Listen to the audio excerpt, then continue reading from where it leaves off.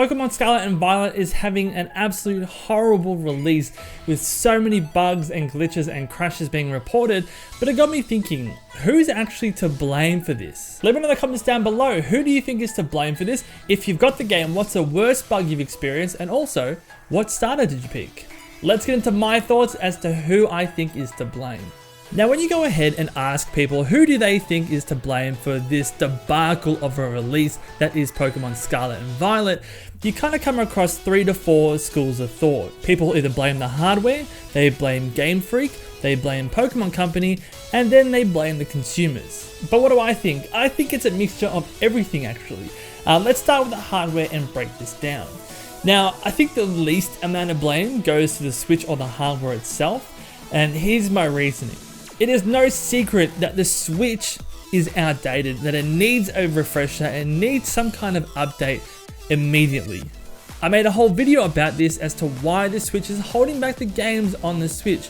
However, with that being said, the issues we're seeing in Pokemon Scarlet and Violet don't really have anything to do with the performance or the capabilities of the hardware. There are games that run perfectly fine on the Switch that are far more detailed and far more complex compared to that of Pokemon. Games like Xenoblade Chronicles 3, Monster Hunter Rise, Breath of the Wild, Mario Kart 8, Mario Odyssey, Kirby and the Forgotten Lands. All these games run perfectly fine with a couple of hitches here and there, but nothing compared to what is going on in Pokemon Violet and Scarlet. Now, there are some people who got the exact game code of these new Pokemon games and run it through an emulator called Ryujinx on the PC. Now, they're saying they've run this through a medium spec PC and they haven't experienced any bugs, crashes, glitches, or anything. Now, they're using this emulator to say, well, if it's running on the PC and it's the exact same code of the game that's on the Switch, the only difference is the platform, then clearly the issue lies with the platform itself. No.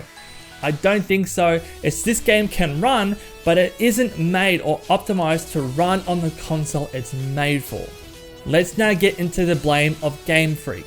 Game Freak have basically been responsible and at the helm for most of Pokemon games. There have been games that have been shipped to other developers, but we're not going to be including them because this game is made by Game Freak, so let's talk about Game Freak. Now, no matter what generation, what platform, what handheld you look at, Pokemon has never been the most visually stunning game. However, it ran.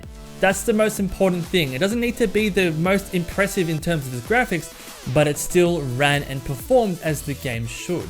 And it's only been in the last few years that these games have been tanking. But why is this? I think there's a multitude of reasons as to why Game Freak can't put out a decent Pokemon game. People are saying that there is a fun game in Scarlet and Violet, but they have to get through so many glitches and bugs just to try to find that fun game. I personally just don't think that Game Freak know how to make decent games or optimize them for the consoles or the platforms that they're making them for. Now, this could also be attributed to the Pokemon game company as well, who might be keeping Game Freak on strict deadlines, not wanting to delay games, wanting to just push things out as they are, release it now, patch it later. We don't know the inner workings of their relationships, but that could very well be a possibility. But you know what could fix this? Money. Pokemon is literally the most, and I say literally the most profitable franchise there is in the world. Through the game sales, the animes, the merchandise, everything Pokemon, nothing comes close to Pokemon in terms of how much profit it makes. And in terms of the game sales as well, this is one of the biggest releases of Pokemon that the franchise has ever seen. I mean, just in the UK alone, physical units is the second biggest Pokemon launch of all time. This release of Pokemon Scarlet and Violet is 36% bigger than Sword and Shield, 70% bigger than the Diamond and Pearl remakes, and 56% bigger than the Arceus game. The two games were also the most pre-ordered Pokemon titles of all time in Japan. And this is just the figures that we know of now, not even the global release. This game is already huge, but it just runs like absolute garbage. But as I said before, everything can be resolved with money. If you don't know how to make the game, you can't optimize it for the Switch or the console you're making it for, you have a just embarrassingly high amount of money sitting there in your stockpiles. go ahead and reinvest some of that back into the game. It's almost like they're mocking the fans at this point at the state that they're releasing the games and how much fans eat it up. It's almost like they're laughing to see how much they can get away with before being called out on it. I think now they've pushed the line. Arceus or Arceus, however you want to say it, was very borderline. The graphics were very, very rough. But this is just like, okay, this is a bit of a joke now. But this gets into my fourth point of the blame.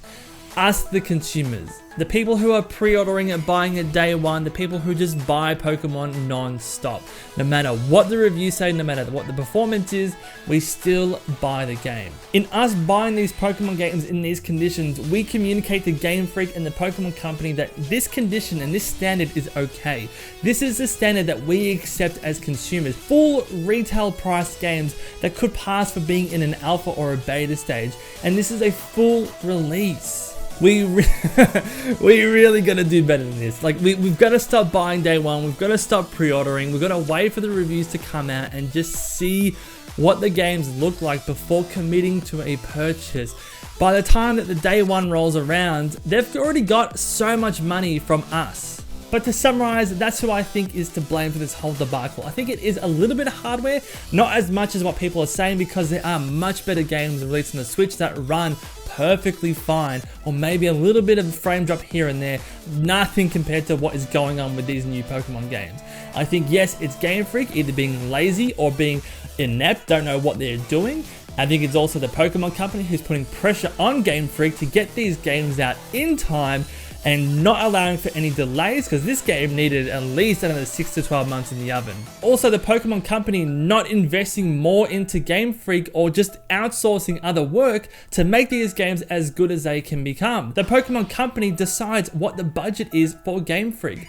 Game Freak need to work within the time restrictions and the budget set by the Pokemon Company, so I think they're both equally to blame as well. One is not financing enough, the other is inept or doesn't know how to do the things, or they're just completely understaffed. And fourth is the consumer. We gotta stop buying these games.